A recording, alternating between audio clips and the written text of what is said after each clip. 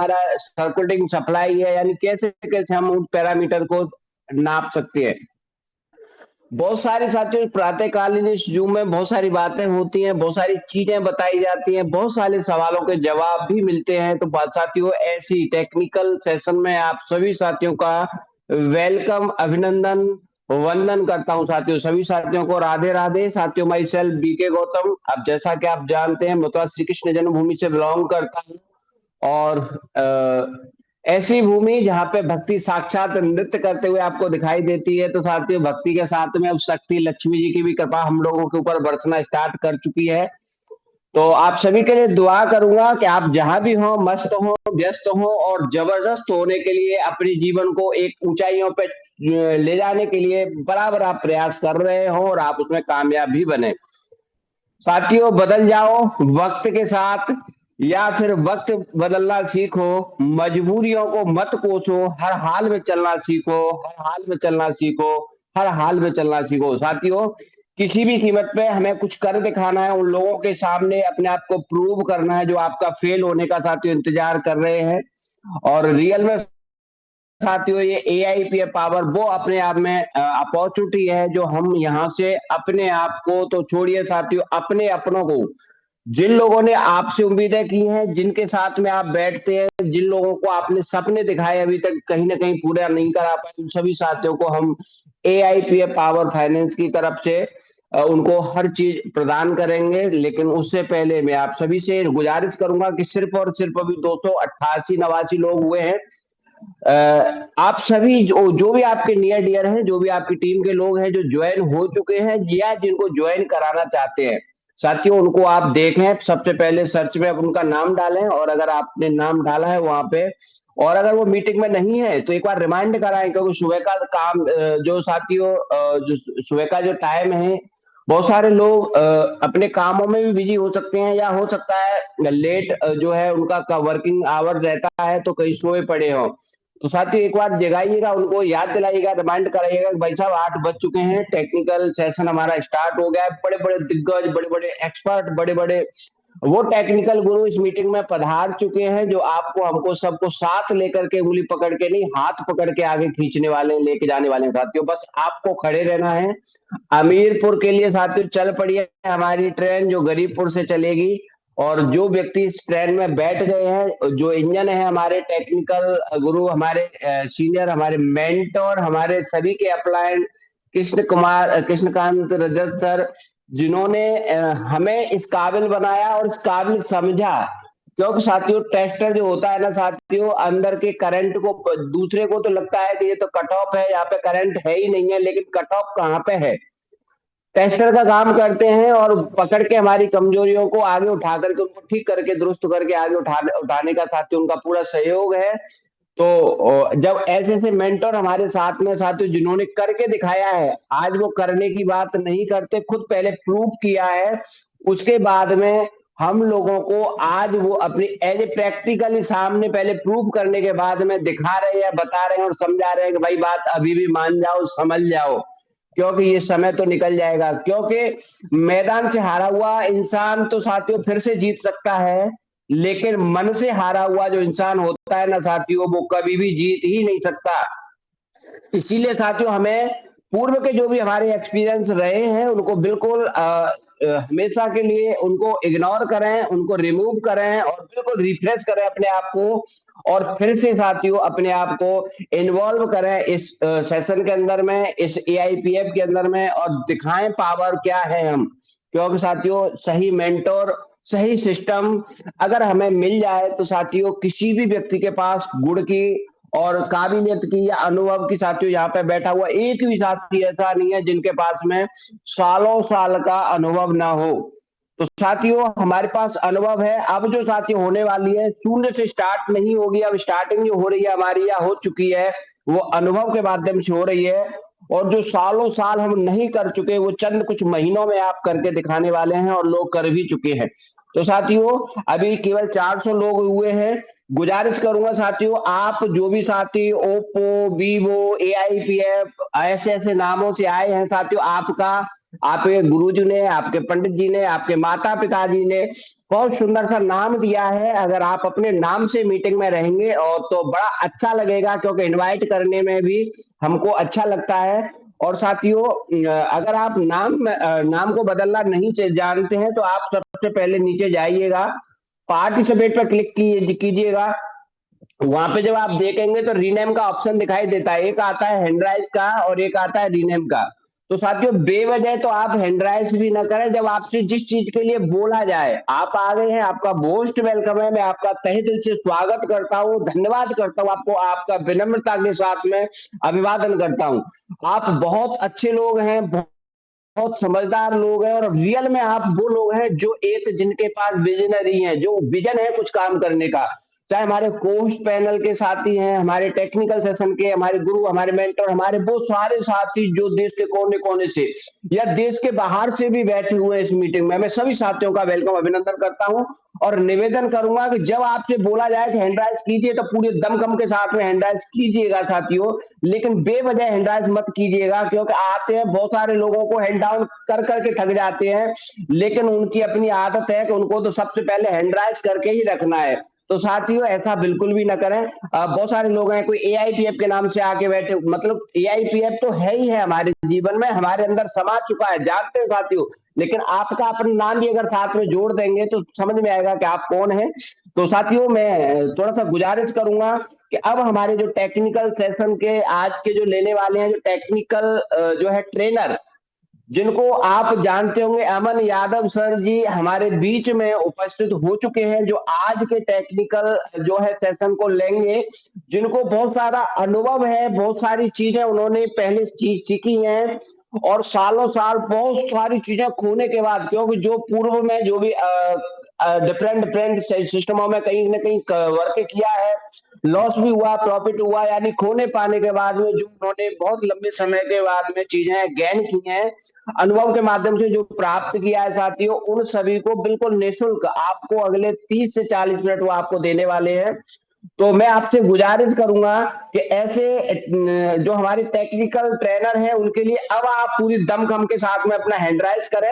अब दिखाएं आप रियल में पावर के, आप यहाँ पे केवल नाम से ही नहीं, आप पूरी डेडिकेशन के साथ में, बॉडी से, दिल से, दिमाग से, यानी आप पूरी तरीके से यहाँ उपस्थित हैं, जो उनको भी लगे कि रियल में साथी आप उन्हें सुनना चाहते हैं, तो उनको भी मोटिवेशन मिलेगा साथियों। हमारे जो भी जो रिएक्शन आने वाले हैं, वो जो देख रहे हैं, तो जितना बड़ा आप उन्हें मोटिवेट करेंगे, सम्मान देंगे, आप इमोजी भेजेंगे, जो भी आप कर सकते हैं करिएगा साथियों, रिएक्शन दीजिएगा, क्योंकि उनको मोटिवेट करना, समझ लीजिए कि वो चीजें वो अंदर से निकाल निकाल के देंगे, तूफान की तरह आपके सामने ब्लास्टिंग करेंगी वो। तो साथियों, सबसे पहले मैं आपसे बस केवल यही गुजारिश करूंगा कि साथियों, जब आपको यहाँ पे इनवाइट किया गया है तो बीच में से नहीं निकलना है। बहुत सारे लोग क्या है कि जैसे टेक्निकल सेशन हमारा पूर्ण होता है या हमारी जूम प्रेजेंटेशन खत्म होती है साथियों, तुरंत लोग ऐसे भागना स्टार्ट कर देते हैं जैसे यहाँ पे कोई कोई बवंडर होने वाला हो साथियों। आपको ये नहीं पता कि इसके बाद में हम क्या टेक्निकल जो जानकारी है, उसके बाद में किन किन लोगों ने देश के कोने कोने से एआईपीएफ पावर फाइनेंस के ऊपर में भरोसा करके और स्टार्टिंग किया था, और आज वो कहां पे पहुंचे। उनके अनुभव को आप जब सुनेंगे, देखेंगे साथियों, तो उनके अनुभव आपको चंद कुछ मिनटों में मिल जाते हैं, जो 20 साल से जिन्होंने उस अनुभव को गेन किया है। तो साथियों, निकलने की बिल्कुल जल्दी न किया करें। ये 1 घंटा आपके जीवन की पूरी दशा दशा को बदलने में साथियों परिपूर्ण है। तो बस मैं एक ही निवेदन करूंगा साथियों, मुझे लक का तो साथियों पता नहीं है, लेकिन मैं एक चीज जरूर जानता हूं कि अवसर जरूर मिलता है साथियों मेहनत करने वालों को। तो साथियों, हम मेहनती हैं, इसीलिए साथियों हम आगे बढ़ेंगे, हमें कोई रोक नहीं सकता, क्योंकि कामयाब होने के लिए साथियों अकेले ही आगे बढ़ना पड़ता है। लोग तो पीछे तब आते हैं जब आप कामयाब होने लगते हैं। तो साथियों, आप सभी कामयाब लोग हैं, सब आप बहुत ही ग्रेट हैं, बहुत आपकी डेडिकेशन, आपकी जो है काबिलियत को, मैं आपके अनुभव को सलाम करता हूँ, सैल्यूट करता हूँ। इसी के बीच में चलूंगा अपने ग्रेट आज के ट्रेनर अमन यादव सर जी, मैं आपको सादर आमंत्रित करता हूं, आप आए और आगे के सेशन को आप कंटिन्यू कर सकते हैं। Most welcome Aman Yadav sir, most welcome आपका sir, most welcome. Thank you VK Gautam ji. बहुत बहुत धन्यवाद। आपने मुझे इस मंच पर इनवाइट किया। और वाकई में दोस्तों, एवरीवन, जितने भी हमारे दोस्त यहाँ पर पार्टिसिपेट कर रहे हैं, जितने भी गेस्ट अपना इस जूम सेशन को, वेबिनार को अटेंड कर रहे हैं, सभी का मेरी तरफ से तहे दिल से इस जूम सेशन में सभी का हार्दिक स्वागत है। और मैं यही बताना चाहूंगा कि जिस मंच पर आज हम यहाँ पर एकत्रित हुए हैं, आज आप जितने भी लोगों ने यहाँ पे इसको ज्वाइन किया है, तो वाकई में जब तक जूम मीटिंग खत्म ना हो तब तक आप इसको लेफ्ट कर कर ना जाएं। क्योंकि आज के सेशन बहुत ही शानदार और जानदार होने वाला है। क्योंकि जितनी टेक्निकल नॉलेज मैंने जहाँ से गेन की है, तो मैं उसको आगे डिलीवर करना चाहूंगा। और वो जो नॉलेज है, वो कहीं ना कहीं आपके लिए यूटिलाइजेशन का काम करेगी अपने इस एआईपीएफ के जिस रास्ते पर हम चले हुए हैं, जिसके लिए हम प्रमोशन कर रहे हैं, जिस बिजनेस में हम काम कर रहे हैं, तो वाकई में वो आपके काम आएगी। तो मैं again thank you everyone for being here today. आज का जो सेशन है उन लोगों के लिए बहुत इंपॉर्टेंट हो सकता है जो अपनी ग्रोथ और फ्यूचर के लिए नेक्स्ट लेवल पर जाना चाहते हैं। तो दोस्तों, यहाँ पर जो सारा जो टेक्निकल सेशन है, क्योंकि जो एआईपीएफ है वो पूरा टेक्निकल पार्ट है। अगर हम इसको जितने ज्यादा डीपली तरीके से समझेंगे, जितना हम इसके ऊपर स्टडी करेंगे, उतने ही अच्छे तरीके से हम बिजनेस को ग्रो कर सकते हैं, उतनी अच्छे तरीके से हम इनकम को ले सकते हैं। नॉलेज तब पावरफुल बनती है जब उसके साथ में एक्शन भी, हमारे को नॉलेज भी लेनी है और उसके ऊपर एक्शन पर भी काम करना है। इसलिए आज की मीटिंग को सिर्फ सुनना नहीं है, बल्कि समझना है और अप्लाई करना है। अपने माइंड सेट को इसी तरीके से सेट करके यहाँ पर ज्वाइन कीजिए। क्योंकि आज का जो हमारा माइंड सेट, जितना हम उसको पॉजिटिव रखेंगे, जितना हम पॉजिटिवनेस के साथ में सुनेंगे समझेंगे, तो वाकई में आपको ये अच्छे तरीके से समझ में आएगा। और समझ में आने के बाद में हम उस तरीके से उसके ऊपर हम एक्शन करेंगे, तो उसके रिजल्ट्स भी आएंगे। क्योंकि एआईपीएफ जो है सर, प्रोजेक्ट जो है, अपने आप में अपने आप को इन्होंने मार्केट में स्टैंड किया है और पिछले 4 महीने 5 महीने से मार्केट में सर्वाइवल कर रहा है। मार्केट के अंदर अच्छी धूम मचा रहा है। सर्वाइवल नहीं करना मतलब अपने आप को इन्होंने प्रूव किया है एक प्रोजेक्ट ने। और इस तरीके के प्रोजेक्ट्स वाकई में लकीली है, हम बहुत लकी हैं जो कि हमारे को इनिशियल फेज पे मिला। तो मैं अपने सेल्फ इंट्रोडक्शन से ज्यादा टाइम ना लेते हुए इस मीटिंग को स्टार्ट करता हूँ। माय नेम इज अमन यादव और मैं जयपुर राजस्थान से बिलोंग करता हूँ। और 10 दिसंबर को इस सिस्टम को मैंने देखा और 10 दिसंबर को ही मैंने इसको ज्वाइन किया। एज ए डाउ मेंबर मैंने इस प्रोजेक्ट को ज्वाइन करके इसमें वर्किंग स्टार्ट की। और आज दोस्तों, बताने के लिए बहुत सारी बात है, कहने के लिए बहुत सारी चीजें हैं कि जब से इस सिस्टम को मैंने ज्वाइन किया है, मेरी लाइफ टोटली 360 डिग्री पर चेंज हो चुकी है। इससे पहले मैंने इस तरीके का शानदार और इस तरीके का एक डिसेंट्रलाइज प्रोजेक्ट नहीं देखा है। क्योंकि काफी सारे मार्केट के अंदर अभी राइट नाउ जो मार्केट का जो सनेरियो है वो डाउ के प्रोजेक्ट्स का है। और डाउ के प्रोजेक्ट्स को हम किस तरीके से स्टडी कर सकते हैं, क्या क्या चीजें देख करके मैंने एआईपीएफ को ज्वाइन किया है। इससे पहले कुछ प्रोजेक्ट्स और भी मेरे पास आए, लेकिन मैंने उनको ज्वाइन नहीं किया। क्योंकि मैंने उनको, मेरा जो बैकग्राउंड है वर्किंग का, मैं आपको बताना चाहूंगा, अपने आपके सामने शेयरिंग रखना चाहूंगा कि मैं as a portfolio manage crypto के अंदर काम करता था। मैंने पोर्टफोलियो मैनेज का काम किया है, फॉरेक्स के अंदर ट्रेडिंग के ऊपर काम किया है, और कुछ कंपनीज के अंदर एडमिनिस्ट्रेशन का पार्ट भी देखा है। तो कंपनी के इन एंड आउट दोनों वे के ऊपर मैंने काम करके देखा है। हम अंदर से भी मैंने देखा हुआ है और बाहर से भी, एज ए नेटवर्किंग के तौर पर भी मैंने काम किया है। लेकिन ज्यादा नेटवर्किंग का मुझे एक्सपीरियंस नहीं है, 2-3 प्रोजेक्ट्स में ही मैंने काम किया है एज ए इन्वेस्टर। लेकिन इस प्रोजेक्ट को जब मैंने देखा, समझा और इसको मैंने डीपली एनालिसिस किया, इसकी स्टडी की, तो वाकई में बड़ा जबरदस्त और इस तरीके का कॉन्सेप्ट मैंने अपनी लाइफ में पहले कभी नहीं देखा है। तो मैं अपनी स्क्रीन शेयर करने के माध्यम से मैं आपको बताना चाहूंगा कि हम कहाँ पे किस तरीके से जा करके मार्केट में जो क्वेश्चंस आते हैं उनके आंसर दे सकते हैं कि ये प्रोजेक्ट प्योरली डिसेंट्रलाइज है कि नहीं है। कहाँ पर हम किस चीज को देख सकते हैं, किस चीज का क्या मतलब होता है। ये सारी चीजें जो मैंने सेल्फ स्टडी करके, कुछ मैंने अपने गूगल पे कुछ लोगों से क्वेश्चंस आए, उनको आंसर्स को पुटअप देने के लिए मैंने उनका ऊपर जो स्टडी की, जो मैंने सीखा, तो मैं वो सारी चीजें आपके सामने एक्सपीरियंस जो है वो शेयर करना चाहूंगा। फर्स्ट ऑफ ऑल मैं अपनी स्क्रीन शेयर करता हूँ।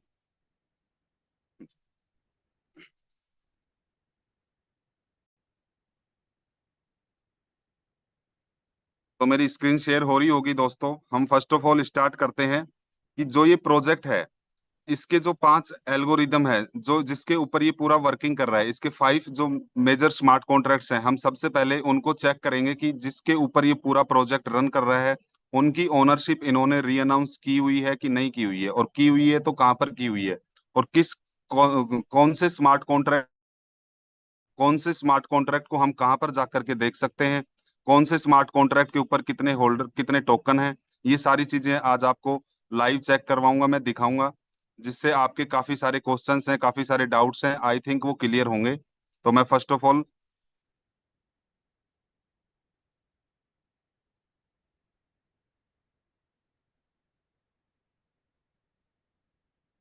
ये इसके 5 मेजर स्मार्ट कॉन्ट्रैक्ट्स हैं दोस्तों, जो पूरे प्रोजेक्ट को रन करवा रहे हैं।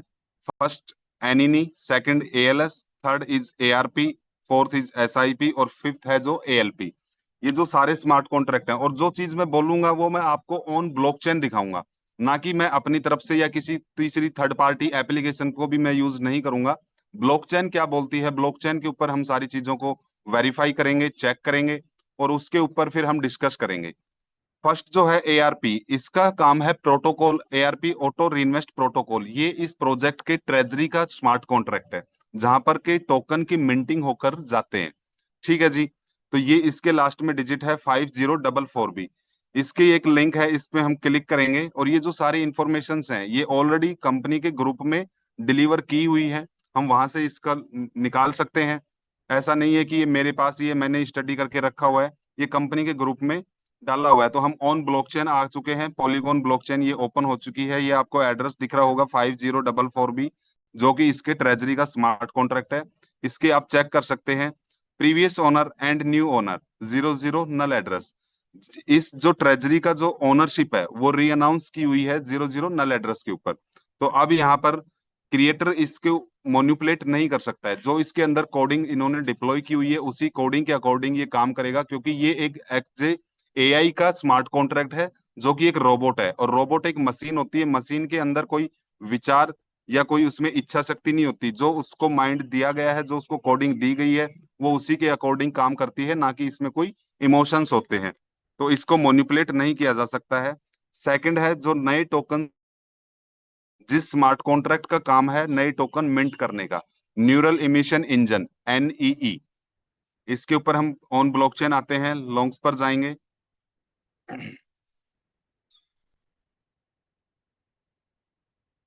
लॉन्ग्स पर जाके हम इस एड्रेस को भी, इस स्मार्ट कॉन्ट्रैक्ट को भी वेरीफाई करेंगे। Previous owner and new owner, previous owner जिस एड्रेस से, जिस कॉन्ट्रैक्ट एड्रेस से इसको पेयर किया गया था, जिससे इसको डेवलप किया गया था, उसके बाद में ओनरशिप री अनाउंस की हुई है 00 नल एड्रेस के ऊपर। इसके बाद है दोस्तों एएलपी।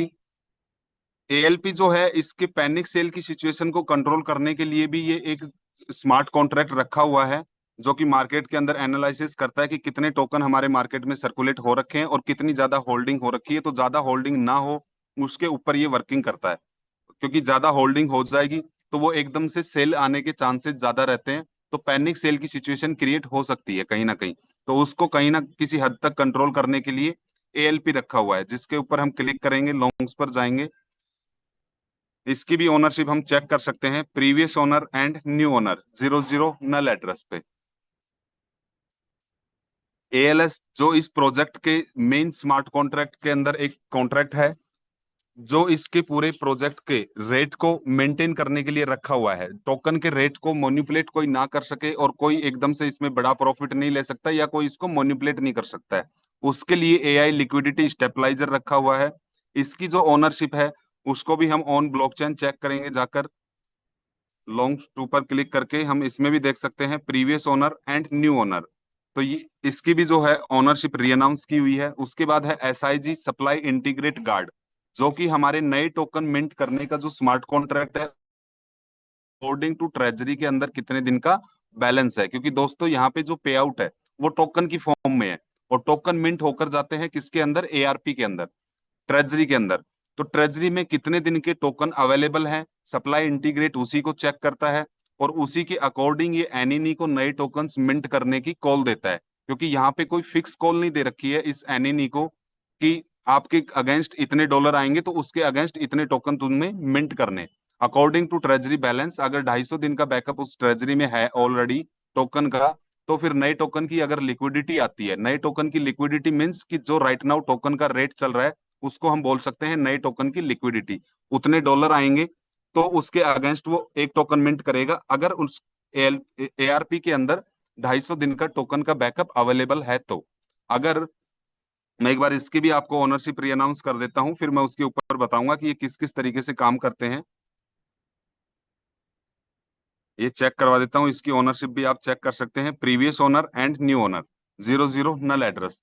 तो दोस्तों जितने भी ये 500 स्मार्ट कॉन्ट्रैक्ट्स हैं, मैंने सबकी आपको ऑन ब्लॉकचेन पर जाकर के, ना कि किसी थर्ड पार्टी एप्लीकेशन के ऊपर, मैंने आपको चेक करवाया है कि इन 500 स्मार्ट कॉन्ट्रैक्ट की जो ओनरशिप है वो 00 नल एड्रेस के ऊपर डिप्लॉय की गई है। और अब ये वर्किंग कैसे करते हैं, एआरपी जो है वो 250 दिन के टोकन का बैकअप लेके चलती है एज ए पे आउट के तौर पे। एनईनी जो है वो नए टोकन्स की मिंटिंग करता है, उसको कॉल कौन देता है, एसआईजी, सप्लाई इंटीग्रेट। ये चेक करता है कि एआरपी में कितने दिन के टोकन का बैकअप अवेलेबल है। अगर 250 दिन के टोकन का बैकअप अवेलेबल है तो एनईनी से ये एक टोकन की लिक्विडिटी आएगी तो एक ही टोकन मिंट करवाएगा। अगर 250 से 200 दिन के बीच में ट्रेजरी के अंदर बैकअप है पे आउट देने के लिए टोकन्स का, तो फिर एनईनी क्या करेगा, एक टोकन की लिक्विडिटी आएगी तो एसआईजी उसको एक टोकन की लिक्विडिटी के अगेंस्ट 2 टोकन मिंट करने की उसको परमिशन ग्रांटेड करता है। अगर हम बात करें 150 से 200 दिन के बीच में टोकन का बैकअप है तो 3 टोकन मिंट होंगे। अगर उसके पास में 100 से 150 दिन के बीच में बैकअप है ट्रेजरी के अंदर तो 4 टोकन मिंट करेगा एनएनी एक टोकन की लिक्विडिटी के अगेंस्ट। और अगर ट्रेजरी के अंदर 100 दिन से नीचे दिन के टोकन अवेलेबल है एज ए पे आउट देने के लिए तो एनएनी एक टोकन की लिक्विडिटी के अगेंस्ट 5 टोकन मिंट्स कर सकता है। मतलब मैक्सिमम 5 टोकन मिंट यहाँ पर किए जा सकते हैं। और ये मैंने बात की है घटते हुए क्रम में, अगर पे आउट उसके पास में घटते हुए दिन में रखा हुआ है। अगर पे आउट 250 से 300 दिन के बीच में है, अगर 250 दिन से ऊपर दिन के टोकन ट्रेजरी में रखे हुए हैं तो एनईनी से एसआईजी नया टोकन मिंट नहीं करवाएगा, क्योंकि 250 दिन की कॉल के अकॉर्डिंग ही ट्रेजरी मैनेज रह सकती है और उसी के अकॉर्डिंग वो जो एएलएस नाम का जो स्मार्ट कॉन्ट्रैक्ट है वो ट्रेजरी से अटैच है। अगर यहाँ पर मिंटिंग करके टोकन डालते जाएंगे ट्रेजरी के अंदर और ट्रेजरी अगर ओवरफ्लो हो गई तो जो एएलएस है, ऑटोमेटिक लिक्विडिटी स्टेबलाइजर, वो वहां से टोकन सेल करना स्टार्ट कर देगा। इसलिए वो 250 दिन तक का ही बैकअप रख के चलती है ट्रेजरी। इस तरीके से ये 500 स्मार्ट कॉन्ट्रैक्ट एक दूसरे के पैरेलल काम करते हैं, जिनकी ओनरशिप 100% 00 नल एड्रेस के ऊपर डिप्लॉय की गई है। ये चीजें हो गई हमारे 500 स्मार्ट कॉन्ट्रैक्ट्स के ऊपर कि किस तरीके से ये वर्किंग करते हैं और इनकी ओनरशिप कहां पर हम जाकर के चेक कर सकते हैं जो री अनाउंस की गई है। अब हम दोस्तों बात करते हैं कि प्रोजेक्ट को वेरीफाई करने के लिए प्रोजेक्ट की इसकी लिक्विडिटी, क्योंकि डाओ के जो प्रोजेक्ट्स हैं, कोई भी डिसेंट्रलाइज प्रोजेक्ट है, उसकी जो मेन बैकबोन होती है वो होती है उसकी लिक्विडिटी, कि लिक्विडिटी कितनी स्टेबल है, लिक्विडिटी कितनी सेफ है और लिक्विडिटी कितनी उसके अंदर आ चुकी है। ये सारी चीजें मैटर करती हैं किसी भी प्रोजेक्ट को रन करवाने के लिए। जो इसका मेन पार्ट होता है लिक्विडिटी का होता है। तो मैंने यहाँ पे आपको लिक्विडिटी कितनी इसकी सेफ है, कितने सेफ हैंड में है, आप चेक कर सकते हैं। लिक्विडिटी आप चेक करने के लिए डेक्स स्कैनर का एक प्लेटफॉर्म ले सकते हैं, वहां पर जाकर के आप इन चीजों को चेक कर सकते हैं। एआईपीएफ की जो पेयरिंग है, मैंने डेक्स स्कैनर पर एआईपीएफ सर्च किया, जिसपे आपको दिख रहा होगा कि एआईपीएफ की जो पेयरिंग है वो यूएसडीटी के साथ में है और पॉलीगॉन ब्लॉकचेन के ऊपर इसको डिप्लॉय किया गया है। और यूनिस्वैप V2 इथेरियम ERC20 का ये डेक्स यूज कर रहे हैं, क्योंकि ये डेफी प्रोजेक्ट है। यहाँ पर किसी भी फंड के ऊपर किसी पर्सन या किसी एक ह्यूमन का इंडिविजुअली इन्वॉल्वमेंट नहीं है, क्योंकि डेक्स के ऊपर डेफी के ऊपर, जिसको हम डेफी प्रोजेक्ट बोल सकते हैं, डेक्स के ऊपर इसकी लिक्विडिटी को रखा गया है, जिसके ऊपर किसी ह्यूमन का कोई इंटरफेयर नहीं है। जो भी हम टोकन बाई करते हैं, जहां पे हम स्टैकिंग लगाने के लिए जितने भी टोकन बाई करते हैं, तो जो हम पेमेंट कंपनी के अंदर डालते हैं, प्रोजेक्ट के अंदर हम डालते हैं बाइंग के लिए, तो जो भी फंड होता है वो कहाँ पे जाता है, डेक्स के ऊपर जाता है। तो डेक्स ये जो यूज कर रहे हैं वो यूनिस्वैप का यूज कर रहे हैं और वहीं पे उसका लिक्विडिटी पूल क्रिएट होता है डेक्स के ऊपर ही। जब हम टोकन सेल करते हैं तो वहीं से डॉलर अपने को निकल के अपने पास में आते हैं। जब हम सेल करते हैं, स्वैप करते हैं एआईपीएफ को, तो जो टोकन के अगेंस्ट जो हमारे को डॉलर मिलते हैं वो कहाँ से निकलते हैं, लिक्विडिटी से ही निकलते हैं। तो लिक्विडिटी का एक बहुत मतलब इम्पोर्टेंट रोल है ए, इस प्रोजेक्ट के अंदर भी, और डाउ के जितने भी प्रोजेक्ट्स होते हैं उसमें लिक्विडिटी का रोल वेरी इंपॉर्टेंट होता है। तो हम यहाँ पर चेक कर सकते हैं, राइट नाउ टोकन का जो रेट चल रहा है वो $2 $2.16 चल रहा है। और जो इसकी लिक्विडिटी है 5.3 मिलियन कंप्लीट हो चुकी, 100% लॉक है एंड 100% लिक्विडिटी के जो अगेंस्ट हमें एलपी टोकन मिलता है, जो कि डेक्स का टोकन है, ना कि एआईपीएफ। क्योंकि दोस्तों आप इसको थोड़ा ध्यान से सुनिएगा, मैं मार्केट में जैसे हम प्लान वगैरह करते हैं तो लोग ये बोलते हैं कि एआईपीएफ बर्न कर रहे हैं, एआईपीएफ बर्न किया हुआ है, टोकन बर्न किया हुआ है। टोकन नहीं, डेक्स का टोकन अलग होता है, एआईपीएफ जो टोकन है वो एक अलग है। और डेक्स का जो टोकन है उसको बोलते हैं एलपी, लिक्विडिटी प्रोवाइडेड टोकन।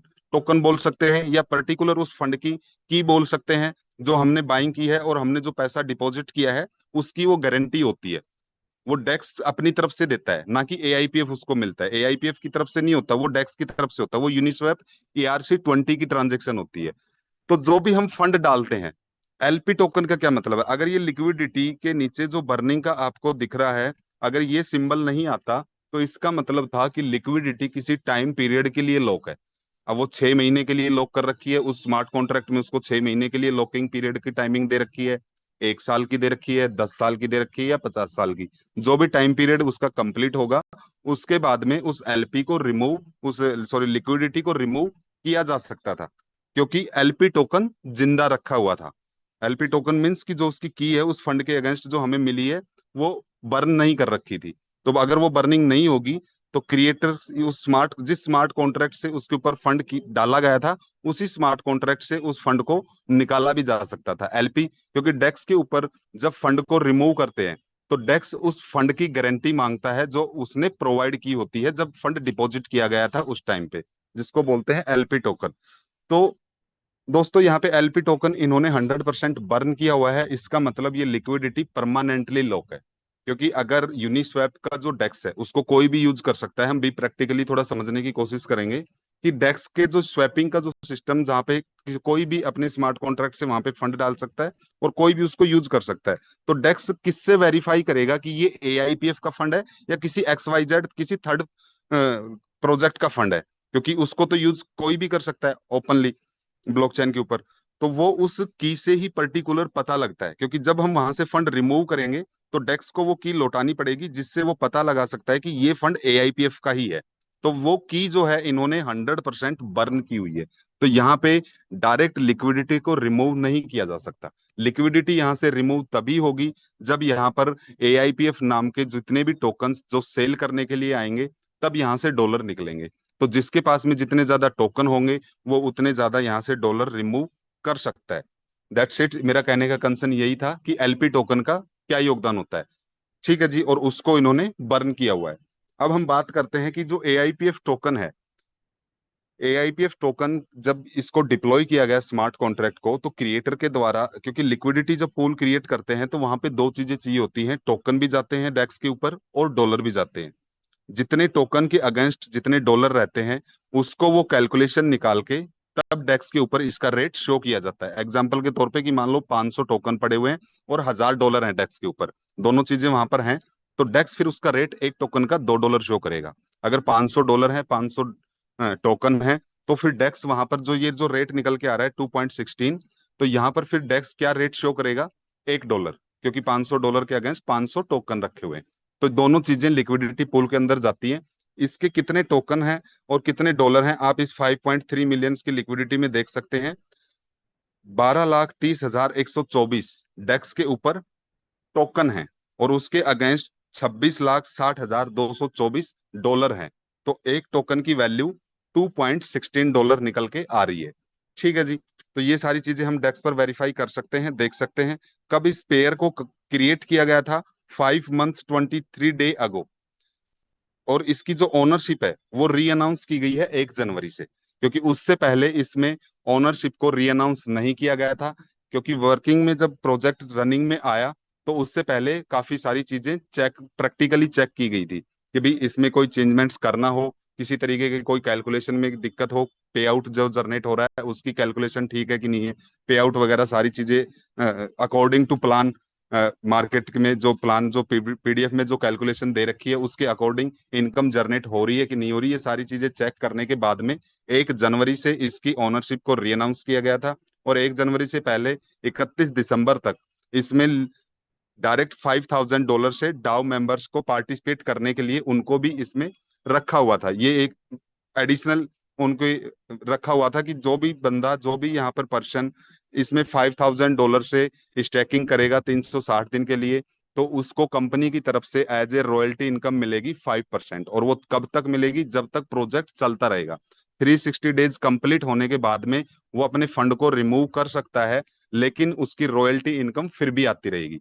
तो ये एक बहुत बड़ा प्लस पॉइंट था 31 दिसंबर तक जिसमें ये रखा हुआ था। तो उसके बाद में फिर इसमें छोटे इसकी ओनरशिप को री अनाउंस किया गया और अपना छोटा नेटवर्क इसमें बिल्ड होने लगा। तो हम ये कह सकते हैं कि प्रॉपरली 1 जनवरी से ही प्रोजेक्ट वर्किंग के ऊपर ऑन मतलब प्रॉपर वर्किंग के ऊपर आया है। ये सारी चीजें आप यहाँ पर देख सकते हैं। उसके बाद हम इसके स्मार्ट कॉन्ट्रैक्ट को भी रीड कर सकते हैं। जो इसका मेन स्मार्ट कॉन्ट्रैक्ट है उसके अंदर इन्होंने किसी तरह का कोई इंटरनल चीजें नहीं रखी हुई हैं, किसी तरह का कोई बग्स नहीं रखे हुए हैं। सेल टैक्स एक दिखा रहा है सिंगल इश्यू 5%, जो कि कंपनी के जो प्रोजेक्ट हैं उसमें बोला भी जाता है, पीडीएफ में भी लिखा हुआ है कि जब भी आप टोकन की सेल करेंगे, स्वैप करेंगे, यूनिस्वैप के उस डेक्स के ऊपर स्वैप करते हैं, तो 5% आपका डिडक्शन होगा। अगर आप 100 टोकन को सेल कर रहे हैं तो आपको 95 टोकन का ही पेमेंट मिलेगा। 5% ये क्रिएटर को जाता है, जिससे कंपनी अपने खर्चे वगैरह, जो सर्वर जो भी है, ये प्रॉफिट कह सकते हैं, या अपने खर्चे मैनेज करने के लिए जो इन्होंने रखा हुआ है, वो इनकम कंपनी को जाती है। उसके बाद बाई के ऊपर कोई टैक्स नहीं है, टैक्स मॉडिफिकेशनेबल नहीं है, टैक्स को घटाया बढ़ाया नहीं जा सकता है। सेल टैक्स जो इन्होंने कोडिंग दे रखी है उसको छेड़खानी नहीं कर सकते, क्योंकि इस स्मार्ट कॉन्ट्रैक्ट की जो ओनरशिप है उसको भी री अनाउंस किया गया है 00 नल एड्रेस के ऊपर। वो सारी चीजें आप देख सकते हो। ओनरशिप री अनाउंस है, यस लिखा हुआ आ रहा है इसमें। ये सारी जो मैं आपको चीजें दिखा रहा हूँ, इन सब चीजों की कोडिंग होती है। तो किस कोडिंग में क्या चेंजमेंट किया जा सकता है कॉन्ट्रैक्ट के अंदर, वो सारी चीजें वेरीफाई की हुई है डेक्स स्कैनर ने। काफी सारे हम किसी मार्केट में एक चीज और भी आती है कि हम कई जगह पर देखते हैं, इसमें लिखा हुआ है मिंटेबल नो। डेक्स स्कैनर यहाँ पे इसमें दिख रहा है कि भी टोकन मिंटेबल है कि नहीं है, क्योंकि लोगों को कंफ्यूजन होता है कि भी डेक्स टूल पे हम इस चीज को चेक करते हैं तो वो दिखाता है मिंटेबल, और डेक्स स्कैनर पर हम देखते हैं तो ये दिखाता है कि मिंटेबल नहीं है। तो डेक्स स्कैनर जो है दोस्तों, वो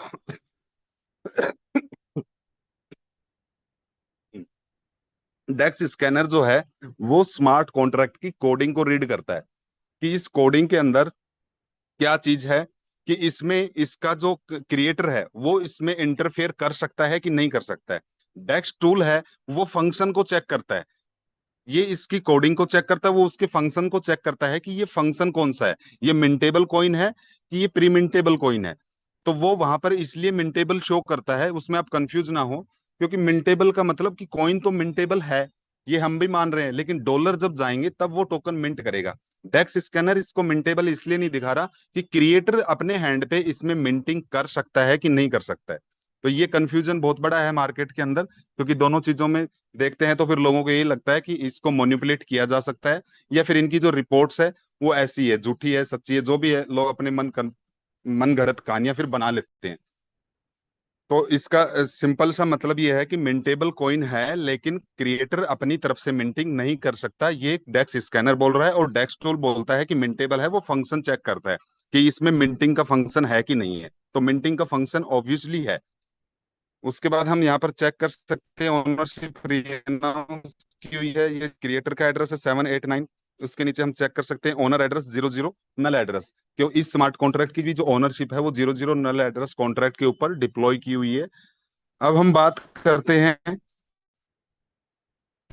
इसमें जो कॉन्ट्रैक्ट्स जो इस काम कर रहे हैं उनके पास में होल्डर्स के रूप में कितने टोकन हैं। मैंने सारे स्मार्ट कॉन्ट्रैक्ट्स की आपको ओनरशिप चेक करवाई, अब हम एक बार होल्डर्स पे चलेंगे, उसमें हम चेक करेंगे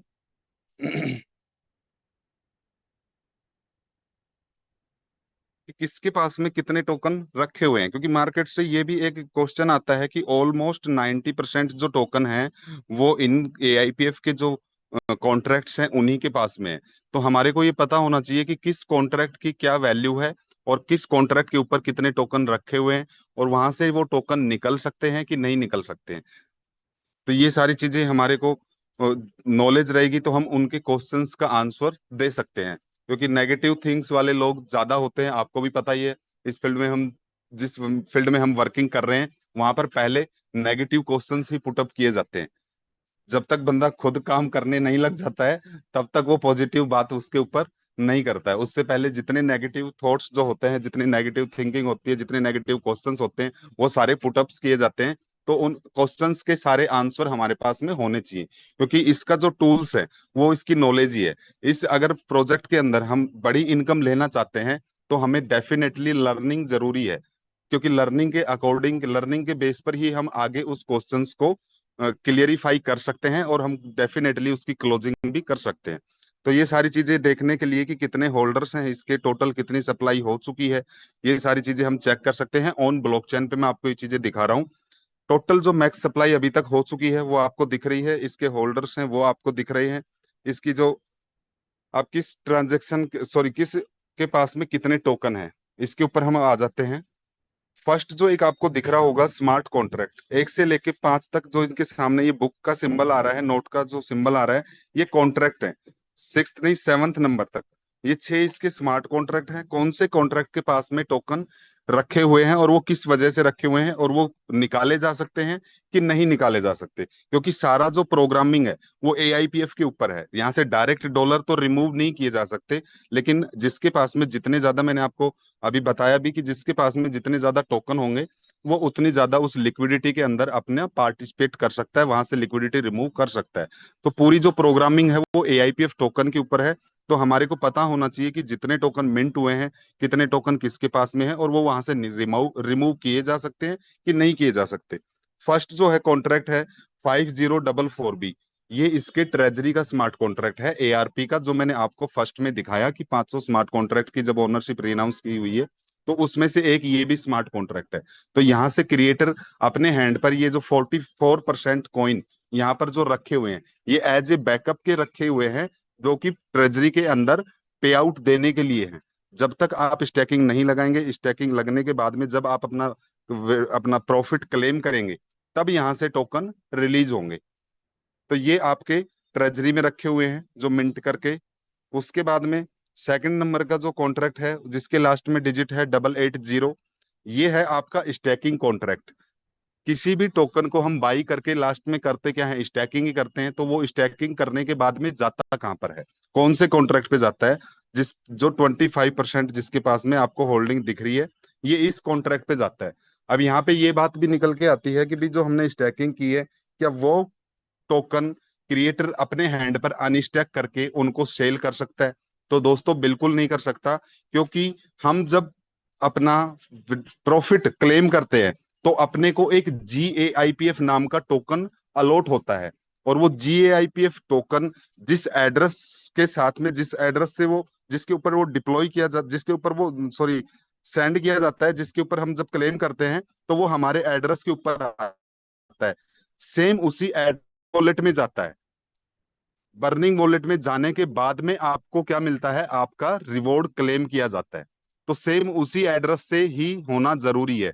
अगर किसी दूसरे एड्रेस से GIPF टोकन अगर बर्न किया जाएगा, अगर होगा, तो वो वैलिड ही नहीं होगा, तो वो आप वहां से अपना प्रॉफिट भी क्लेम नहीं कर सकते। तो स्टैकिंग जहां पे लगी हुई है, जिस एड्रेस से स्टैकिंग लगी है, सेम उसी एड्रेस को GIPF टोकन अलॉट होगा, और अलॉट होने के बाद में उसी एड्रेस से वो बर्न होगा, तभी वहां पर आपको प्रॉफिट मिलेगा। तो यहाँ से क्रिएटर ना तो इसमें कोई फेक आईडी लगा सकता है, क्योंकि फेक आईडी लगाने का सेंस मतलब ये हो गया कि उसने अगर फंड डिपॉजिट ही नहीं किया है तो फिर GIPF टोकन उसको अलॉट ही नहीं होगा। और ये सारी ट्रांजेक्शन आप ऑन ब्लॉकचेन पर देख भी सकते हैं। थोड़ा टेक्निकल सेशन है जो वो लंबा हो जाएगा, इसलिए मैं आपको कोशिश करूंगा वो भी दिखाने के लिए GIPF की, क्योंकि उसके लिए आपको प्रैक्टिकली जा करके आपको विड्रॉल लेना पड़ेगा, और विड्रॉल लेकर के आप उसको देख सकते हो। जब आप विड्रॉल लेंगे तो उससे पहले आपको GIPF मिलेगा, और जब विड्रॉल आपका कंप्लीट हो जाएगा, वो प्रोसेसिंग कंप्लीट होगी, तो वो GIPF बर्न भी हो जाएगा। तो वो इसीलिए मिलता है कि ये वेरीफाई करने के लिए कि भी इस एड्रेस से डिपॉजिट किया गया है, इसी पे ये अलॉट किया गया है, और इसी सेम एड्रेस से ये बर्न हुआ है, उसके बाद में आपको अपना प्रॉफिट मिला है। तो यहाँ पर स्टैकिंग के जो कॉन्ट्रैक्ट है उसमें भी कोई छेड़खानी क्रिएटर नहीं कर सकता है। थर्ड जो है वो है इसके ALS का स्मार्ट कॉन्ट्रैक्ट। ALS के पास में रखे हुए हैं 14% टोकन, जो कि आपकी इसकी ओनरशिप मैंने आपको शो करवाई है 00। नल एड्रेस के ऊपर, आप उसको भी देख सकते हैं। और आप यहाँ पर इसके ऊपर क्लिक करेंगे तो इसकी ट्रांजेक्शन भी देख सकते हैं कि ये कैसे काम करता है, ऑटोमेटिकली कैसे बाई सेल सेल करता है। तो ये सारी चीजें आप इसमें देख सकते हैं। सेल ऑर्डर टुडे अगो, ये सारे सेल करके, और ये किस में डिपॉजिट किया हुआ है फंड, लिक्विडिटी के अंदर, लिक्विडिटी पूल के अंदर इसमें इसने फंड डाला है। और उस फंड की जो एलपी निकली है वो भी 00 नल एड्रेस के ऊपर बर्न की हुई है। तो यहाँ से ये लिक्विडिटी को स्ट्रॉन्ग करता है, और उसका जो एलपी टोकन मिलता है उसको भी 00 नल एड्रेस पे ऑटोमेटिकली बर्न कर देता है। तो वहां पे हमारी जो लिक्विडिटी है वो स्टेबल रहे, वो कम ना हो, और एकदम से कोई रेट को ज्यादा पंप ना कर सके। इन सारी चीजों के मैकेनिज्म के ऊपर ये वर्किंग करता है। और इसके पास में अगर रेट अप जा रहा है तो ये डाउन करता है, लेकिन रेट डाउन जाएगा तो अप भी काम करने का इसी का एक बनता है ना, कि भी आपने जब रेट ऊपर गया है तो उसको नीचे किया है, तो अब नीचे गया है तो इसको ऊपर भी कौन करेगा, रेट को एएलएस ही करेगा। तो उस रेट को ऊपर करने के लिए, उस रेट को पंप करवाने के लिए इसको क्या चाहिएगा, फंड चाहिएगा। तो इसके पास में कितना बैकअप रखा हुआ है वो भी आप चेक कर सकते हैं। और इसके पास में जो बैकअप जाता है वो जाता है बर्निंग फीस के रूप में, जो हम पे करते हैं जब भी हम विड्रॉल लेते हैं। तो उसमें लास्ट में एक अपना आता है कि भी आप अपना विड्रॉल कितने दिन में लेना चाहते हैं। अकॉर्डिंग टू डेज आपको बर्निंग फीस पे करनी पड़ती है एज ए यूएसडीटी की फॉर्म में।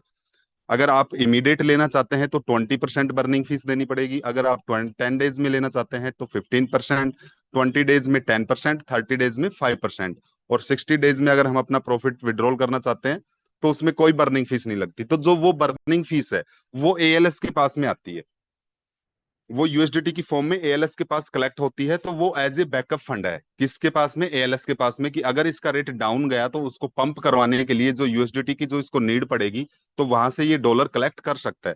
वो चीज भी हम चेक कर सकते हैं। फिल्टर्ड बाय टोकन होल्डर के नीचे जो एड्रेस, इस पे क्लिक करेंगे, इसको चेक करेंगे,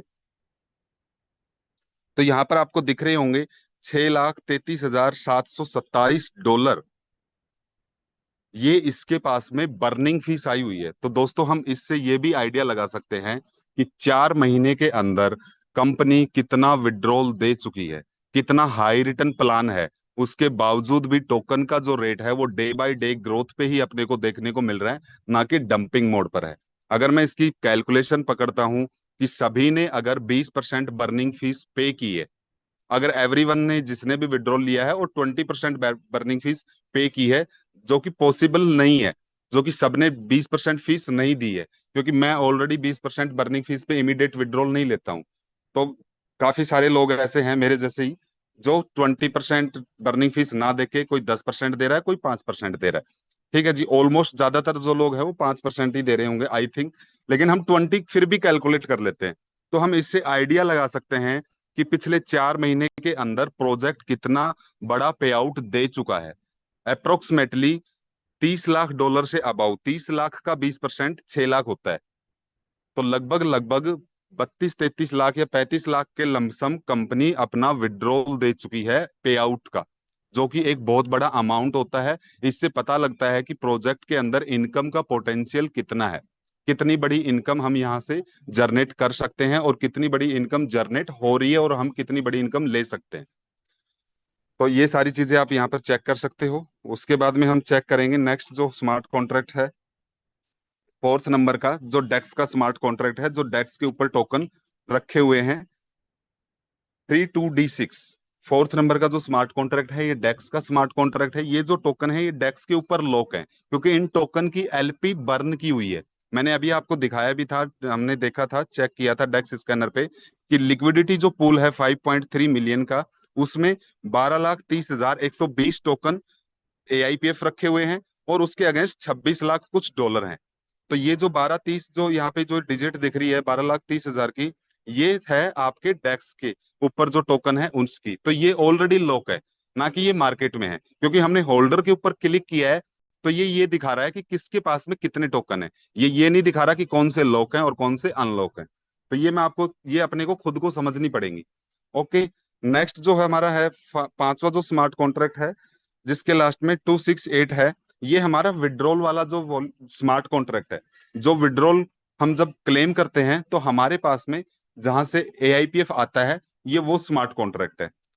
सिक्स्थ नंबर का जो है, जो 7 नंबर पे यहाँ पे दिख रहा है, ये क्रिएटर का जो सेल टैक्स जाता है, जो 5% सेल टैक्स रखा हुआ है, उसके जो टोकन डिडक्ट होकर के जाते हैं वो इस पर जाते हैं, जिसके लास्ट में डिजिट है 268, सॉरी 56C, 7 नंबर का जो है, ये हम देख सकते हैं। तो आपने यहाँ पर देखा दोस्तों कि किस तरीके से कौन से स्मार्ट कॉन्ट्रैक्ट के पास में कितने टोकन हैं और वो लॉक हैं कि अनलॉक हैं।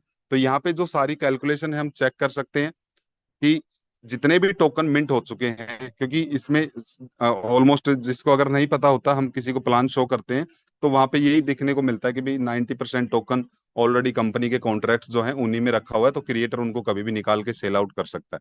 ऐसा नहीं है, क्रिएटर अपने हैंड पर यहाँ से एक टोकन को इधर से उधर नहीं कर सकता। ये सारी चीजें आपने ऑन ब्लॉकचेन पर मैंने आपको दिखाने की कोशिश की है, समझाने की कोशिश की है।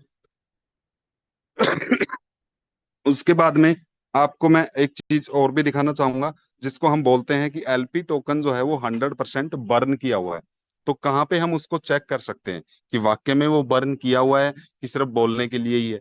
या फिर ऐसे भी होता है कि मैं कल लास्ट नाइट ही कहीं पे डिस्कशन कर रहा था, प्लान कर रहे थे, तो उन्होंने मुझे ये बोला कि सर आप जो ये बताते हो कि 250 दिन का अगर बैकअप है तो टोकन इतने मिंट होंगे, 200 दिन का बैकअप है तो इतने मिंट होंगे, तो ये मिंटिंग हम कहाँ पे चेक कर सकते हैं कि कितने टोकन कितने डॉलर के अगेंस्ट मिंट हो रहे हैं, और वो हम आइडिया कहाँ से लगा सकते हैं या उसको हम कहाँ से देख सकते हैं।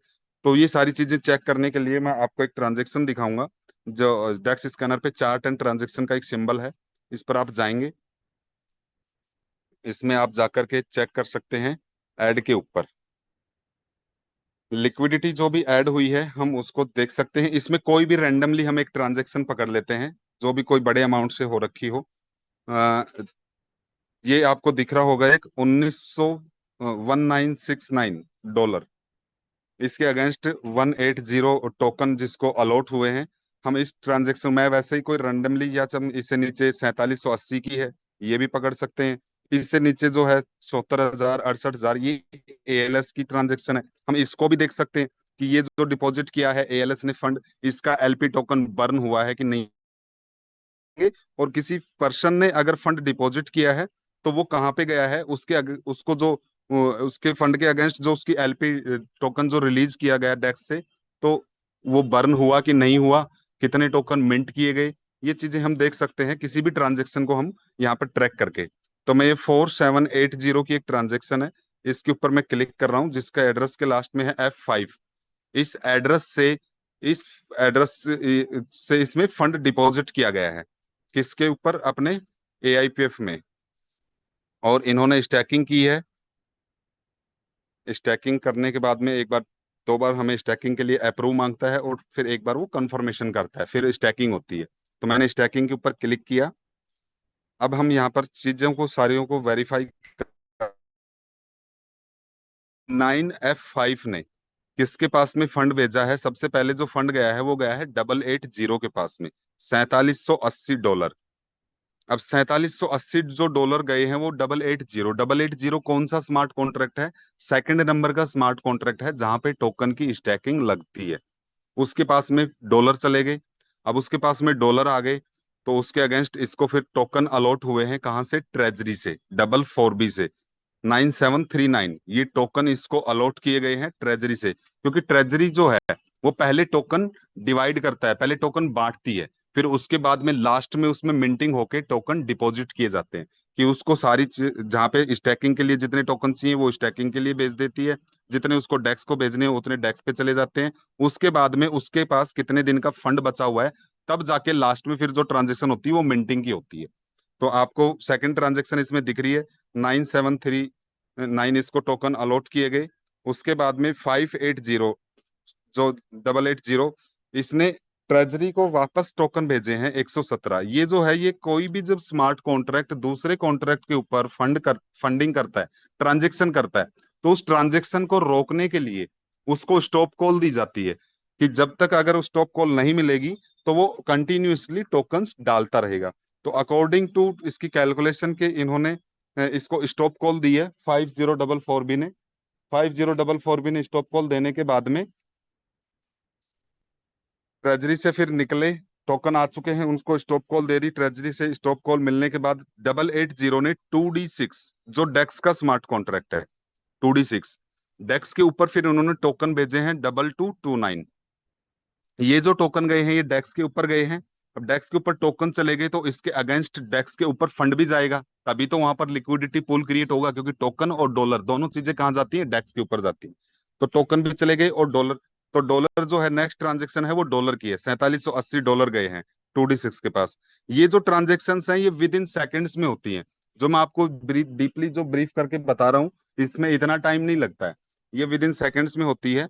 और 4780 डेक्स के पास में डॉलर भी चले गए और उसके अगेंस्ट टोकन भी चले गए। अब डेक्स क्या रिलीज करेगा, डेक्स की तरफ से अब उसको एलपी टोकन मिलेगा या एलपी की मिलेगी, जो इस टोकन की और इस फंड की गारंटी जिसको हम बोलते हैं, नल एड्रेस से निकली और नल एड्रेस के ऊपर ही डिप्लॉय कर दी गई।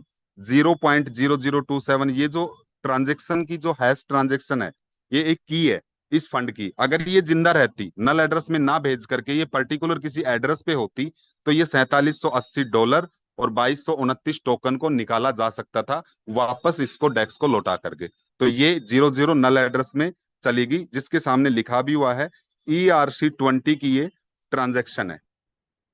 ये डेक्स की ट्रांजेक्शन है जहां पे आपका एलपी टोकन इस फंड की गारंटी जो थी उसको बर्न कर दिया गया है, जला दिया गया है। तो अब यहां से ना तो ये $4780 डायरेक्ट निकल सकते हैं, ना ही टोकन निकल सकते हैं। उसके बाद में लास्ट में जो ट्रांजेक्शन हुई है, नल एड्रेस से टोकन मिंट किए गए हैं और किस में डाले गए हैं, 5044B। ये क्या है, ट्रेजरी का स्मार्ट कॉन्ट्रैक्ट है, जो कि इसमें टोकन मिंट करके डाले गए हैं 12307 टोकन। तो जो लाइव रेट चल रहा था उससे हम इसकी टोकन की लिक्विडिटी का इसमें हम इसको डिवाइड करके ये देख सकते हैं कि ट्रेजरी के अंदर कितने दिन के फंड बैकअप था, उसके अकॉर्डिंग कितने टोकन मिंट किए गए हैं। तो ये सारी चीजें मैंने आपको ऑन ब्लॉकचेन पे शो करवाई है, ना कि हमने किसी थर्ड पार्टी एप्लीकेशन का किसी चीज का सहारा लिया है। ये सारी चीजें आप भी अपने मोबाइल में चेक कर सकते हैं, देख सकते हैं। तो आज के सेशन के लिए आई थिंक टेक्निकल सेशन मेरी तरफ से जो एक मेजर जो चीजें थी वो मैंने आपको दिखाने की कोशिश की है। इसके अलावा अगर किसी का कोई क्वेश्चन आंसर हो तो हम वो पुटअप्स कर सकते हैं। तो थैंक यू सो मच, आपने इतने पेशेंसफुली मेरे को सुना और समझने की कोशिश की।